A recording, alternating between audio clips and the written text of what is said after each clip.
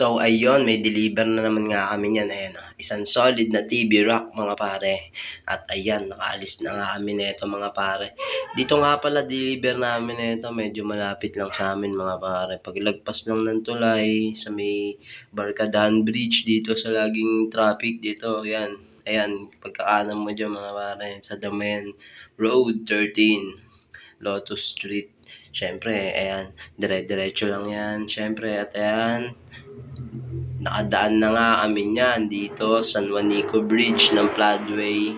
Ayan, pagdating nga pala namin yan sa dulo, syempre, may makikita tayo ditong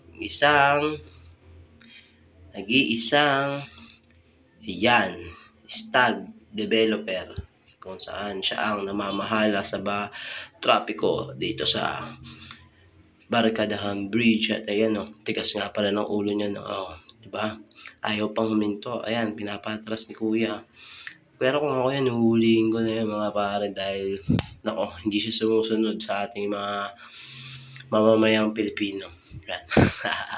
At ayan, syempre focus tayo dito sa goal natin. Dire-diretso lang yan mga pare ko. Syempre, dire-diretso lang yan. Dire-diretso. Ayan, dito nga pala sa Damayan Road. At dumating na kami dito sa Road 13 Lotus Street.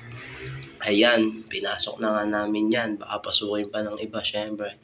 At ayan, may mga wildcats pa dito mga pare. Ang kukulit niyo po. Ayan, bababa na nga namin yan. Dito nga na pila dadalhin yan. Ayan, dyan, dire-diretso lang yan. At ayan, syempre, binuhat na namin yan kasi wala tayong taga-video mga pare. Next time, kukuha tayo yan. At ayan, isang successful na deliver na naman. Thank you.